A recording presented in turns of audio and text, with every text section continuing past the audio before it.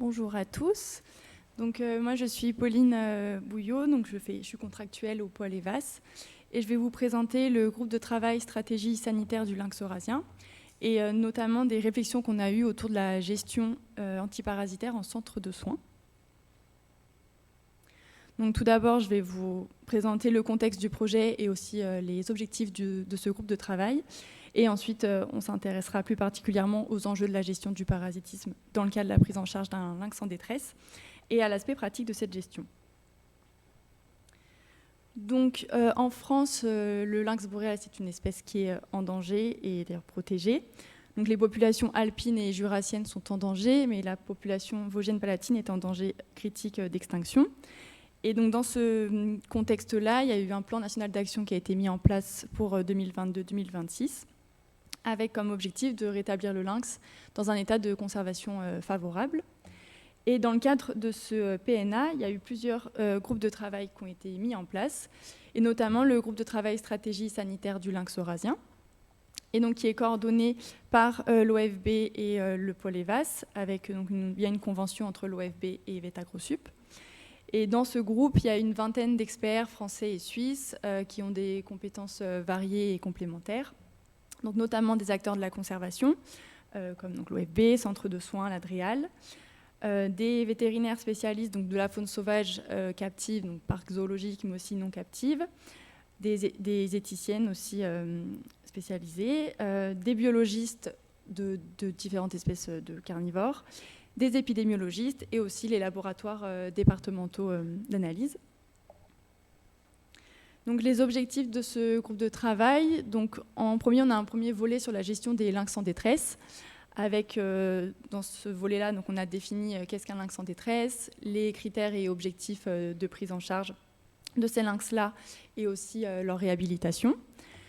Dans un deuxième volet, donc, on a réalisé une analyse, c'est sur l'analyse et la gestion du risque sanitaire, avec donc hiérarchisation des différents dangers sanitaires à risque pour l'espèce, et aussi la mise en place de protocoles de surveillance sur lynx vivant et sur lynx mort. Et enfin, le dernier volet sur l'anticipation de crises sanitaires dans les populations de lynx vivants, avec aussi tout ce qui va être prophylaxie individuelle et populationnelle. Donc, dans le deuxième volet donc de l'analyse de risque, on a réalisé 2 analyses de risque, une à l'échelle populationnelle in natura et une à l'échelle d'un centre de soins. Donc, parmi les différents parasites qui ont été évalués dans cette analyse, moi je vais surtout vous parler dans cette présentation de la gale sarcoptique et des nématodes du genre Toxocara, puisque ce sont les parasites qui sont revenus les plus importants dans cette analyse-là et qui donc aussi ont été pris en compte dans l'analyse réalisée à l'échelle du centre. Donc, le point de départ de nos réflexions, on se posait la question de comment gérer le parasitisme à bon escient pour le cas d'un lynx en détresse et plus généralement pour la faune sauvage. Donc ici, on se concentre surtout sur les macroparasites.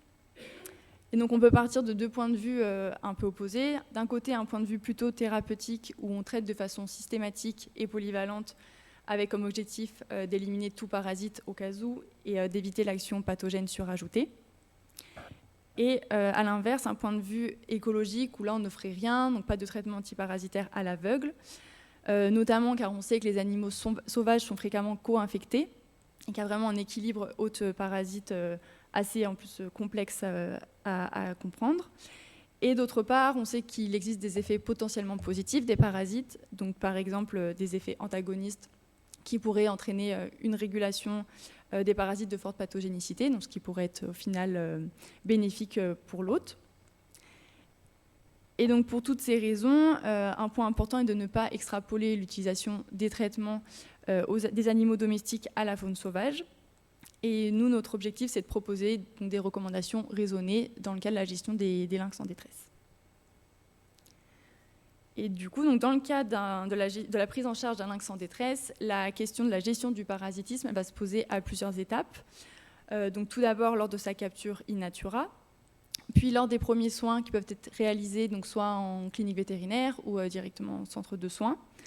Ensuite, on aura la phase de convalescence en centre de soins, avec notamment la période de quarantaine infirmerie, puis la période de réhabilitation. et enfin en amont du relâcher de l'individu. Donc on s'est intéressé aux enjeux des mesures de gestion du parasitisme dans le cas spécifique d'un lynx en détresse. Donc il y a 3 enjeux principaux. Donc le premier enjeu est lié à l'impact potentiel du parasite pour la santé de l'individu. Donc si on revient sur nos 2 exemples, donc dans le cas de la gale, chez le lynx on a souvent des formes atypiques, donc avec une dégradation de l'état général, mais sans prurite aussi important que dans la gale classique, et aussi sans alopécie généralisée. On peut par contre avoir des cas de mortalité qui ont été rapportés si infestation chronique, des problèmes aussi de surinfection liés aux brèches cutanées que va entraîner l'acarien, et aussi des comportements altérés. Et concernant Toxocara, on aura surtout des formes asymptomatiques, avec pareil une dégradation de l'état général qui est possible s'il y a des fortes infestations, et chez les jeunes, des cas de mortalité qui ont été rapportés. Le deuxième enjeu est lié à l'impact pour d'autres individus de la même espèce ou non. Donc, dans le cas de la gale, on sait que c'est un acarien très contagieux avec une transmission qui sera principalement directe. Et pour Toxocara, donc c'est un des dématodes gastro-intestinaux les plus fréquents chez les populations de lynx boréal, avec par contre une contamination plutôt indirecte qui, en centre de soins, se ferait via l'environnement. Et le dernier enjeu, donc, c'est le risque de transmission de parasites zoonotiques aux humains. Et donc là, on va avoir donc, pour Toxocara, donc on sait que c'est une zoonose grave, avec cependant un risque relatif, puisque ce sera plus les jeunes qui seront gravement touchés. Et pour la gale, on n'a pas de preuve d'agent spécifique chez le lynx pour le moment, mais il y a eu des cas rapportés avec le variant vulpes, donc des cas de zoonose aussi qui peuvent être possibles. Donc si on s'intéresse à ces différents enjeux, on se rend compte qu'ils sont plus ou moins importants en fonction de l'étape de la prise en charge du lynx en détresse. Donc l'enjeu numéro 1, donc, lié à l'impact au niveau de l'individu, donc il va être surtout important lors des premiers soins, puisque là l'objectif c'est de savoir si l'état de santé de l'animal en détresse est lié à la présence de parasites ou non. Ensuite, pour l'enjeu lié aux autres individus, donc de la même espèce ou non, il sera surtout important lors de la période de captivité, puisque c'est là où on peut avoir soit mise en commun de plusieurs individus, donc ça peut être des lynx juvéniles avec par exemple une femelle adulte, et ça pourrait être aussi à ce moment-là qu'on peut avoir des contacts non souhaités avec d'autres espèces animales autour du centre. Et cet enjeu sera aussi important en amont du relâché, surtout dans le cas si on a des parasites qui seraient non cosmopolites, avec du coup un risque de dissémination dans la zone du relâché du lynx. Et pour le dernier enjeu donc, lié au risque zoonotique, donc, là on se rend compte qu'il va être important à chaque étape, donc à chaque étape où on pourra avoir des contacts entre l'individu et les humains, mais du coup encore et plus principalement lors de la capture et des premiers soins où les contacts seront très rapprochés. Donc là, on peut maintenant se poser la question de qu'est-ce qu'on pourrait faire. Donc la décision va nécessiter d'abord une détection. Donc idéalement, les méthodes doivent être rapides, non invasives, puisqu'on sera dans le cas d'une espèce sauvage qui a pour but d'être réhabilitée, donc éviter le plus possible la manipulation de l'individu. Et aussi des mesures peu onéreuses qui doivent être aussi adaptées aux moyens du centre. Donc là, par exemple, dans le cas de la gale sarcoptique, donc on peut réaliser examen cutané plus raclage cutané profond. Et dans le cas de Toxocara, donc des coprologies. Alors après, pour les autres agents parasitaires qu'on a évalués, c'est sûr qu'il n'y aura pas forcément tout le temps des moyens de détection adaptés. Donc il faudra voir en fonction, au cas par cas. Et donc, suite à cette détection, au niveau des outils de gestion, donc on peut avoir des traitements qui doivent être spécifiques. Donc, on sait que les antiparasitaires à large spectre sont souvent déconseillés, car ils auront des effets non ciblés, qui peuvent entraîner aussi un appauvrissement des populations de parasites. Et d'autre part, on n'aura pas d'AMM pour la faune sauvage, et souvent des posologies spécifiques qui vont être inconnues, donc avec du coup une nécessité d'extrapoler des informations qu'on a pour la faune domestique. Donc souvent une innocuité qui sera inconnue. Et notamment, donc, si on regarde un peu dans la biblio, on a des cas de toxicité potentielle qui ont été rapportés chez les lions suite à l'utilisation de doramectine. À l'inverse, on a dans le groupe de travail, on a Benoît Quintard qui travaille aux zoos de Mulhouse, qui lui n'a pas forcément rapporté d'effets secondaires suite à l'utilisation de cette molécule. Et un autre cas aussi de toxicité rapporté chez des guépards avec l'utilisation de l'association praziquantel et pyrantel.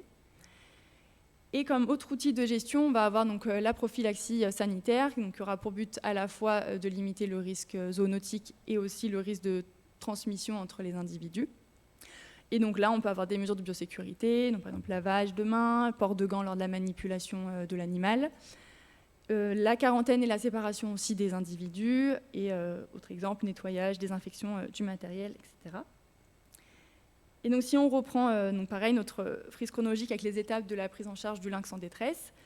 Donc pour la détection, elle pourra se faire à chaque étape, et elle sera surtout importante lors de la capture, mais il faut qu'elle soit possible sur le terrain, ce qui ne sera pas souvent le cas.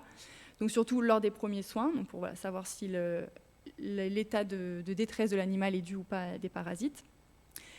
Et ensuite, des détections pourront être réalisées par la suite pour suivre la charge parasitaire de l'animal tout au long de sa captivité. Et au niveau donc, des traitements, donc, s'il y a détection, donc, par exemple, là, si on prend l'exemple un peu concret de la gale, donc si on a un animal qui va être capturé, qui est traité positif qui est détecté positif et qui est traité contre la gale, on pourra avoir un premier traitement lors des premiers soins. Donc la plupart des traitements contre la gale sont non ovicides, donc il faudra une deuxième injection qui pourrait, dans ce cas, être réalisée lors de la captivité de l'animal. Et donc aussi, lors de la convalescence, ça va être aussi intéressant de mettre en place des traitements pour éviter le risque de contamination si il y a un risque avec cohabitation de plusieurs individus dans un même enclos. Et enfin, la question de la détection et du traitement peut aussi se poser en amont du relâché de l'individu. Mais donc là, ça va dépendre de la détection, si on a détecté ou pas un parasite non cosmopolite, et aussi selon le contexte. Donc pour illustrer, j'ai pris cet exemple, est-ce qu'il faudrait traiter un lynx contre la gale avant son relâché? Donc si on regarde un peu dans la bibliographie, on va avoir des arguments en faveur de façon générale de traitements antiparasitaires lors des translocations. D'une part, pour éviter la dégradation de la santé de l'individu. On sait notamment que la translocation va être une étape stressante, donc qui pourrait peut-être aggraver l'impact qu'ont déjà les parasites sur l'hôte. Et du coup, tout ça, in fine, pour pouvoir améliorer le succès d'une translocation. Et à l'inverse, on peut avoir des arguments contre, notamment si on se posait la question de la pertinence d'un traitement, si d'une part le parasite n'a pas d'impact négatif sur l'hôte, et si c'est un parasite aussi omniprésent dans l'environnement où le lynx sera relâché et où du coup on pourra avoir une nouvelle exposition et donc une autre infection assez rapidement suite au relâché. Et enfin aussi un effet protecteur des parasites présents chez l'hôte qui pourrait protéger l'animal contre des parasites potentiellement plus pathogènes. Et donc en pratique, si on a le cas d'un lynx qui a été capturé, qui est détecté positif à la gale et qui a été traité, on pourrait avoir deux cas de figure. Donc soit sa zone du relâché est différente de la zone source, et on sait qu'il n'y a pas de gale dans cette zone-là. Dans ce cas-là, ça pourrait être intéressant de traiter avant de le relâcher pour éviter le risque de dissémination du parasite. Et à l'inverse, si la zone du relâché est soit la zone source où on sait que c'est une zone sans gale, là ça ne semble peut-être pas forcément pertinent de traiter avant le relâcher. Après, évidemment, cela implique de savoir si la zone où on va relâcher l'animal, est-ce qu'il y a de la gale ou pas. Donc est-ce qu'en pratique, ça sera complètement réalisable? Ça, c'est un peu à voir au cas par cas. Et donc là, pour l'instant, c'est encore des réflexions qu'on a avec l'ensemble du GT, donc des choses qui ont peut-être un peu évolué. Voilà, merci pour votre attention, si vous avez des questions.